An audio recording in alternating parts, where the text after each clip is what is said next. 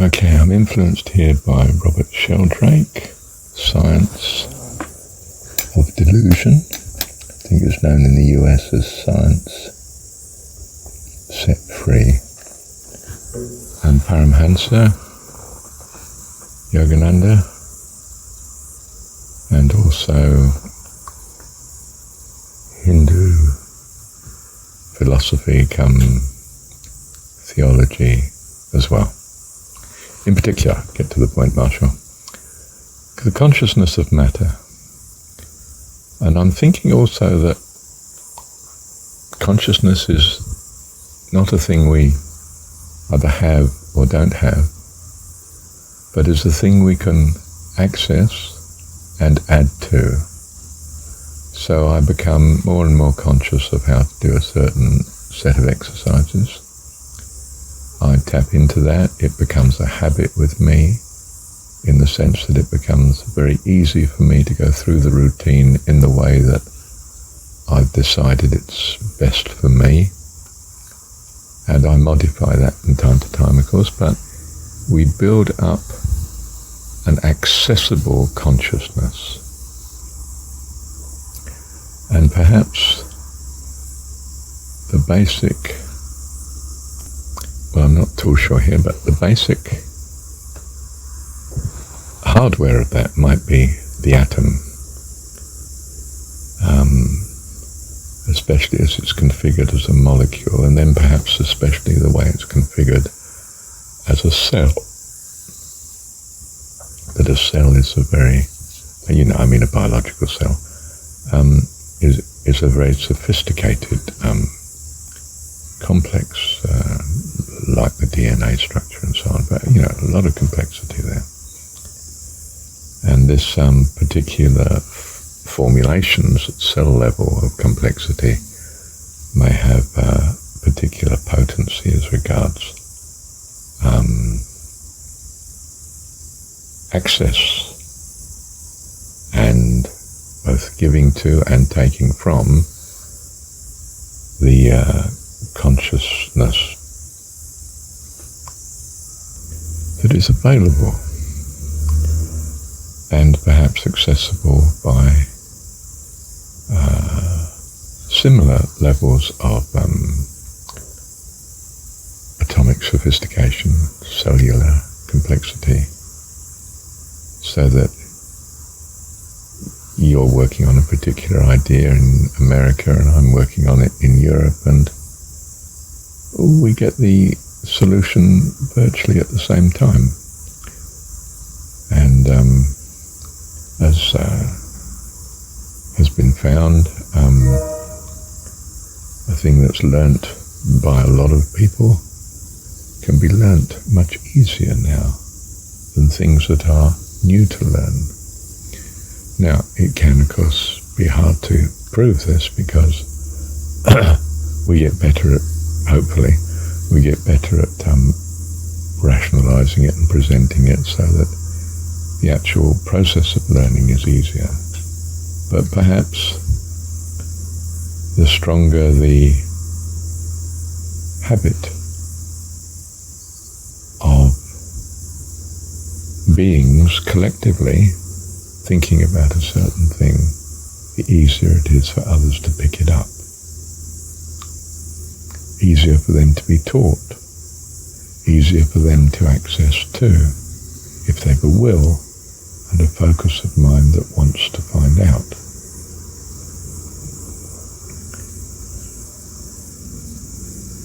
This is particularly interesting with the self-help philosophies and the religious philosophies, because it makes repetition and mantra a lifeline to a particular consciousness level, perhaps very specific, philosophically or theologically, perhaps very general, in that I can, if you like, attract a mate because I'm seeking. I'm building up a habit of looking, of course. I mean, assuming I was, I'm not, but I mean, well, I don't think I am anyway. But I've had a lifetime of having a mate, so I could do, couldn't I? So I could easily tap into the possibility of such and be sensitive to thoughts and so on that are conducive to, are consistent with that level of consciousness. And, it's a universal marriage agency going on out there, a universal friendship agency, a universal research agency, which researchers really have started to feel, could be the case. They're just amazed how inventions suddenly all crop up at the same time, very similar, the invention of the radio and things like that.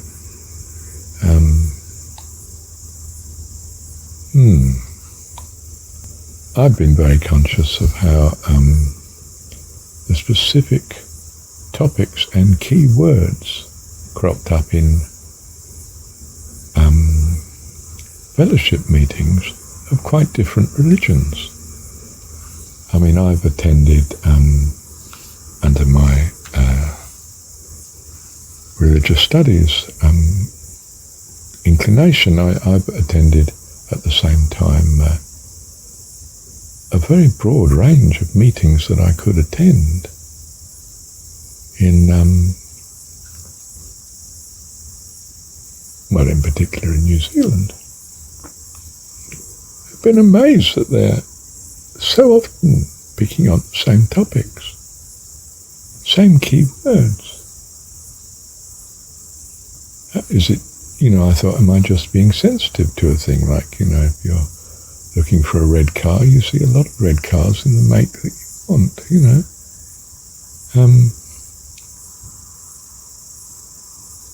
But I don't think so. Seems to be key in the purpose of their talk or their preaching. And people from quite different religions and denominations, and across religions in the same churches, say, in a particular denomination, coming up with the same topic as well.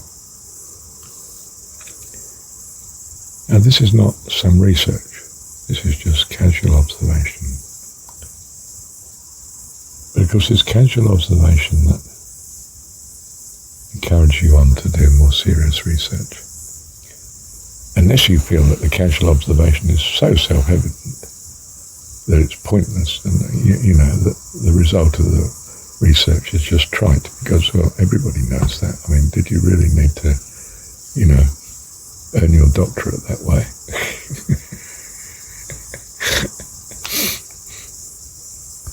From a practical point of view, what I'm saying is that if you focus on a particular topic or person, could be a photograph, could be their life story.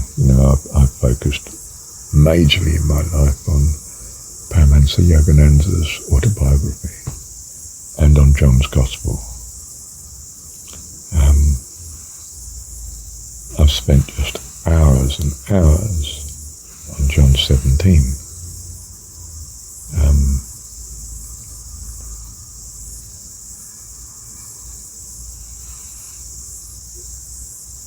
In each case, you pick up more and more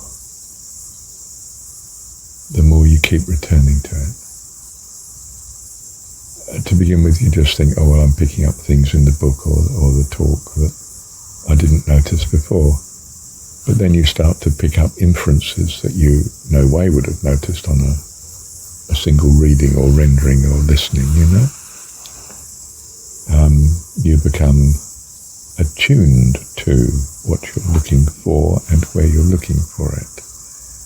And intuitions, ideas come. And the best talks are exploratory and very often discussionary talks and lectures, where you're not hemmed in by some set of notes that you're following, points you've got to achieve today, but you go, in religious terms, as the Spirit leads. And you actually get intuition, so to speak, new ideas. New thoughts come to you on the spot, there and then, with the audience in front of you. And of course, it's so alive to you because it's, wow, that's a thought. And you explore it with them and you build on it with them. It makes the whole, it turns the talk or the lecture into an inspiration. And really, that's the only way to teach. And the audience, people in the audience, at least some of them go away, absolutely, this is my subject, this is my interest, my goodness, that implies so and so. That's interesting, isn't it? That confirms my view of such and so. It's alive, it's real. And they're given the consciousness that you've gained there on the spot. You were able to do it because to some extent you were there already, but the newness and the aliveness of the fact that you're drawing on that consciousness in the talk itself as you reason things through to your audience, with your audience, perhaps with interaction, with questions that come and people's encouragement and so forth. That together, as a body, you now access a consciousness that you might not have had access to before. So you find, I do a greater thing in you than through you. We find that the talk is incredibly uplifting to ourselves. Probably more than the people that heard it, but the fact that they were moved is what is your purpose, because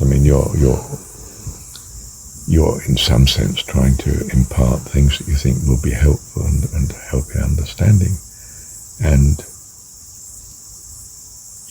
you've had an experience of consciousness greater than you had before you gave the lecture, before you gave the talk. You've come away with more yourself, and of course so have they. They're inspired. So, consistent with the notion that it's not all going on in your head, it's much more, as Sheldrake points out, it's more like a television or a computer. I think it's better in that it can both transmit and receive. And the more you use a program, the more you know where you are using it, of course. And you find out things you can do with a program that you didn't realize before. You, vis-a-vis the computer, of course, become more conscious, greater consciousness. You become into a much greater harmony with the machine. And it also accesses information which is not stored in the machine. It's gathering the information online and so on that, okay, in that particular case is mechanically stored elsewhere. And I'm thinking with the mind that it's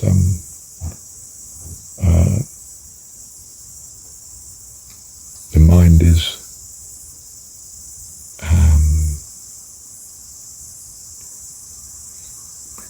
I was going to say external, but I really want to say universal to the universe. That its hardware is the very fabric of space, finer than some notion of ether, much more like string theory in the sense of perhaps it's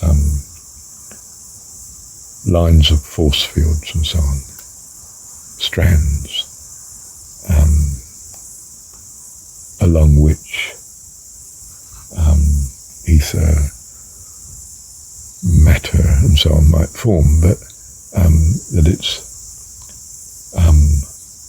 that consciousness is the fabric of the universe, and if there's one thing that's in apparently infinite supply, it's this fabric of space that in its concentrated form we recognize as matter, material objects. And that's the gross level at which science used to work at. It increasingly works at a level of force fields now.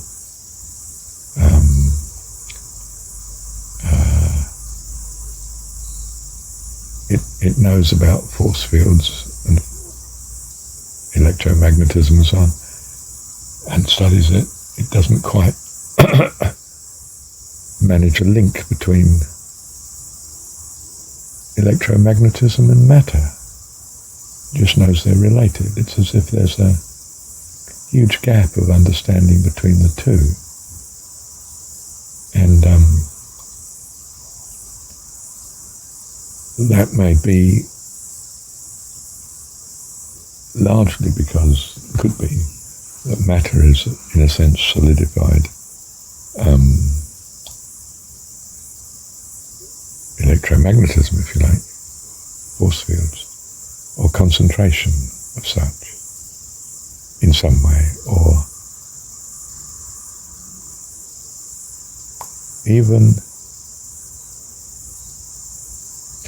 as stars are concentrations of matter in a universe of largely sparsely spaced particles of matter, semi-empty space as we would think of it.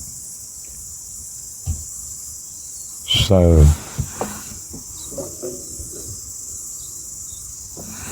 if we understood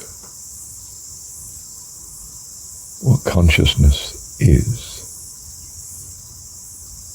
we would then understand what force fields and electromagnetism and is really, and therefore have a much better understanding perhaps of what matter is, objects, the atom and so on. This turns religion on its head. We're getting much nearer the Eastern view that pantheism, God is sum total of everything, and we could be a spark of the divine. I am he, blessed spirit, I am he, meaning not that I'm the all of God, but that I'm of the same material, a bubble on the sea, a drop in the ocean, but of the same kind as what the infinite being is, God. My view, given a separation and individuality, such that there be a fellowship, community, family, variety, the opposite of isolation, aloneness, that God in his entirety would otherwise feel if he didn't separate himself into distinct, separable fields of consciousness to relate to, as of to other free individuals like himself, but in harmony, of course. Hence, in a religious sense, I mean the heavenly host, and I actually mean God as Heavenly Father in the Jesus sense, Jesus story sense. But it means now that we go the next step. We don't just recognize life at the level of other animals and creatures and trees and plants and insects and so forth, but all matter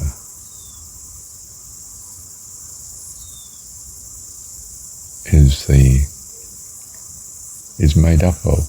The bedrock substance. The word substance is misleading, of course. I mean something more ethereal than ether. I mean, consciousness is the nearest word I can get to it. It's used and has some sort of meaning. But the very substance the atoms are made of is consciousness. And there are ways we are to treat individual levels of consciousness. It may be hierarchical, as in the way man has seen it, that he's the top dog and perhaps there's a God, perhaps there isn't, who's higher than that, The animals are sophisticated but less than he is, and fish don't feel was one view only 100 years ago, and the trees don't feel, but perhaps they do in the last 40 years, 50 years. Seems a shame to cut them down anyway, sort of feeling, Perhaps all plants feel, oh my goodness, am I supposed to, or how do I live in this dilemma of complexity of consciousness going on?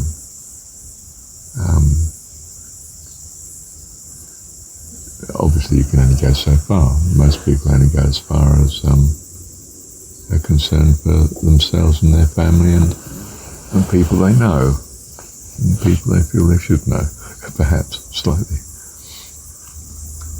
But now you can imagine a planet or a star which is an amalgamation of an enormous amount of consciousness, or hardware, if you like, that's access to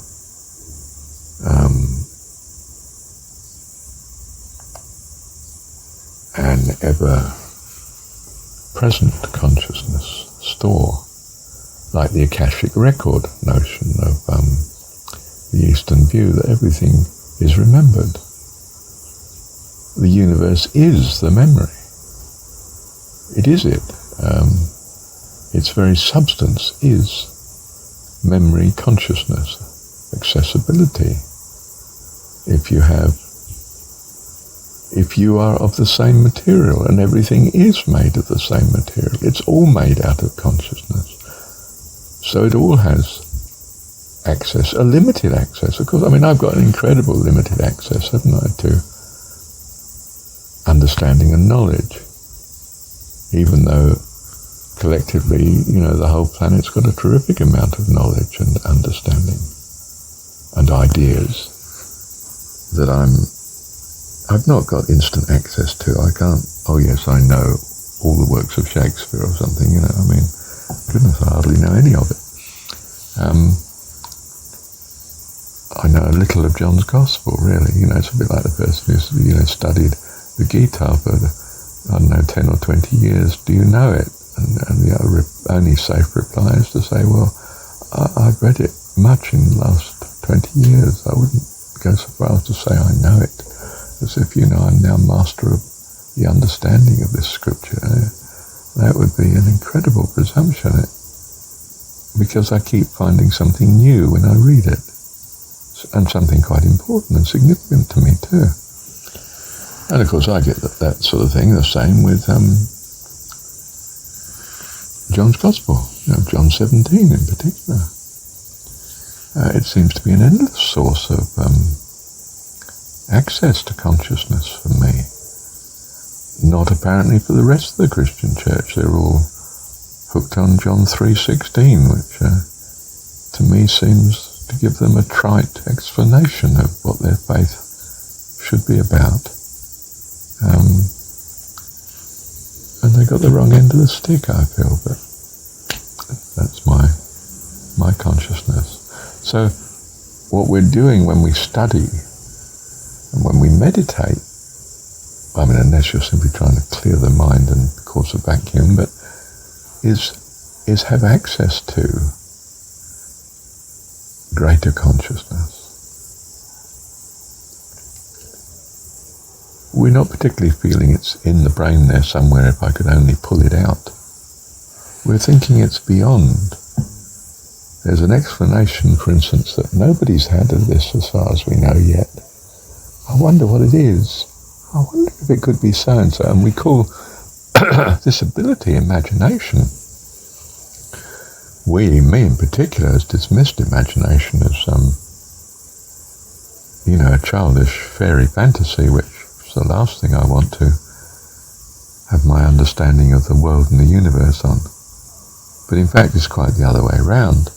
A good imagination is absolutely essential to be able to envisage what might be a solution and what you might need, and to then inquire and to check how feasible this view could be, is, or could become.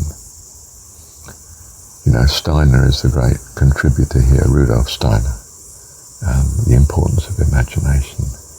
And very on in childhood too, that the imaginative side of the child is everything to human growth and development.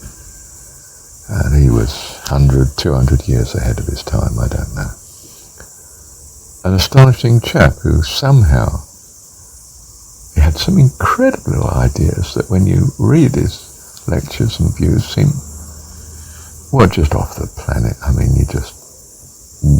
and he goes on endlessly of things that are so original that you just think, I can't believe this is true, But at the same time, in that mix, there are things that you think, my goodness, that seems true. And his views on education and bringing up children are unquestionably part of that. Yeah, where was I? Well, this was yesterday, this talk, and I didn't take it further. I went on to, it was the day before, wasn't it? Yesterday, I don't know, whatever it was. But anyway, the next couple of recordings are the continuation, so go for that. Thank you, Dad.